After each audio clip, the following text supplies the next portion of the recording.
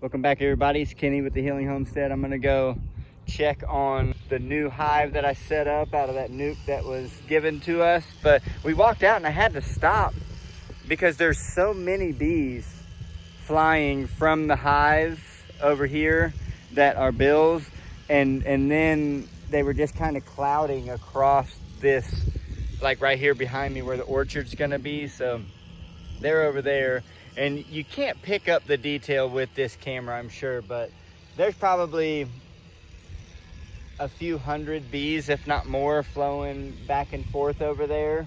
And I see them flying everywhere, but this was like a very thick cloud of bees. And so I'm also gonna go over here. I'm gonna check the nuke box, and then I'm also going to check the swarm trap and see if by chance I have a swarm in there, because I've never seen anything like that. Maybe I've never seen just them in their most active state. Like right now it's probably 80 degrees. A lot of stuff is turning green and pollinating. So I'll see if I can get up here and get a picture for you guys or some kind of video. But still, it's something like you just can't grasp it in a video, or at least the details in my camera. So I'll see if I can get you a little video.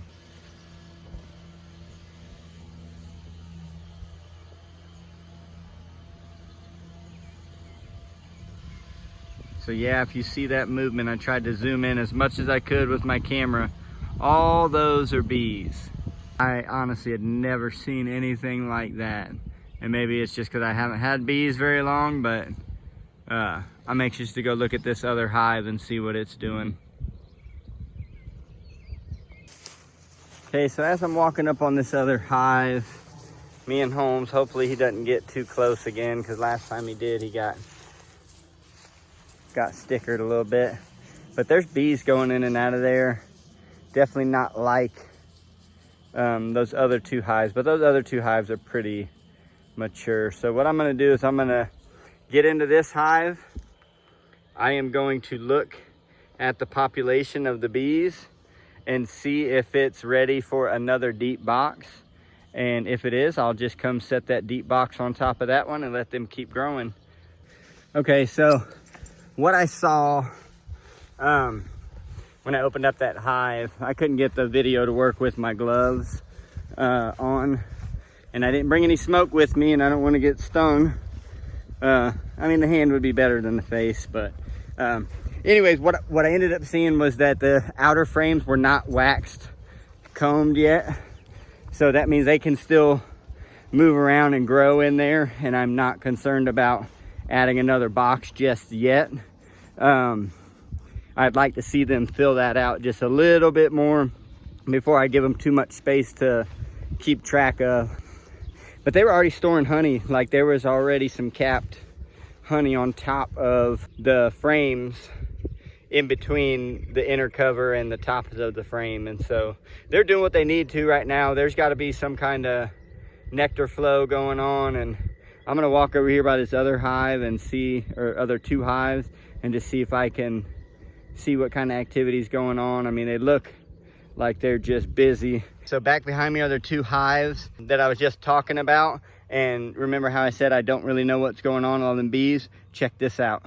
There's a swarm right there in that box, or on that tree, and I'm about to go get my swarm trap, and I'm gonna try to move those bees into that swarm trap. Okay, so this is gonna be interesting. What I'm going to attempt to do now is somehow get that branch up there that has that swarm on it. I'm gonna try to get that down somehow. So what I did was I took Dr. Leo's swarm trap for his lay-ins hive. That's the deep horizontal hive. And I just set it underneath. So there's the swarm. There's the trap. I don't know if I want to try to cut that branch down right now or not, but it's gonna rain tomorrow. There's like a 58% chance, and if they get stuck up there, then they're probably gonna be dead. So I gotta do something, and I'm not so sure that they're gonna move in to that on time. I would love to see it just happen right now, but I don't know. Okay, so I went and got my neighbor's ladder. It's definitely gonna be tall enough. I mean, they are buzzing up there, and I don't know what they're doing, if they're just making figure eights, trying to figure out if they want to stay here on this branch or not. You can still see them up there, or if you can't, I'll zoom in. This is so cool. This is my first swarm experience. Honestly, I think I caught it in action earlier. They were buzzing around here. I mean, it looked like a tornado. I mean, it looked like thousands of bees. And I guess that's just an estimate on what I think 1,000 bees look like, because I don't really know. But then they were just going back and forth here in this field. Back and forth, back and forth. At least that's what it looked like. I may have to keep my eyes open walking through the woods and make sure that I don't have any colonies in trees and stuff now, but there's definitely one in that tree, so I'm gonna have to think about this and see what I'm gonna do. It's a tornado of bees. Are you kidding me?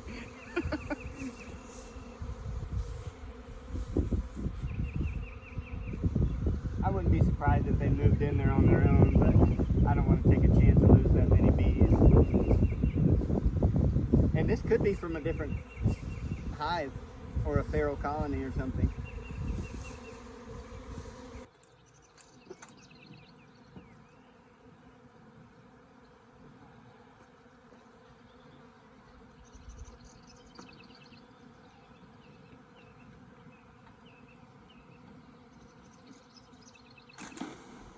Oh, that's intense.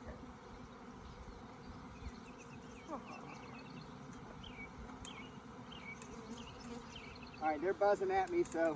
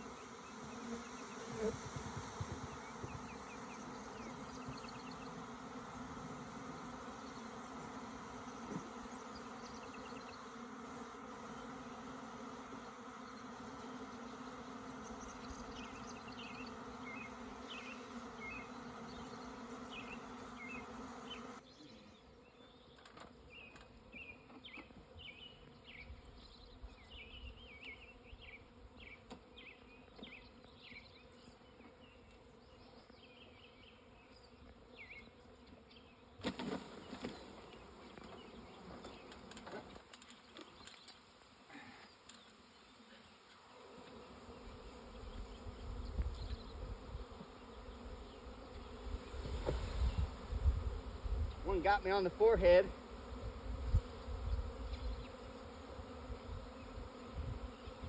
I got stung right above the eye. Of course, they love stinging me in the face. I mean, wouldn't you want to? Okay, so this bee suit's got some foam layering in the arms and back here and on the back of the head, but it doesn't have it up front. So if I do this, yeah, no bueno.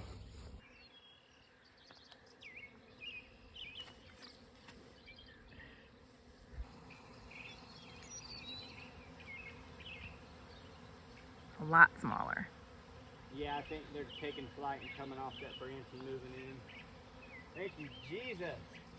Oh yeah, there's way less up there. Awesome. That is really cool, babe. All right, girls, let's go eat lunch. Or dinner, sorry. I'm all kinds of backwards right now. That is so cool. Huh? That is so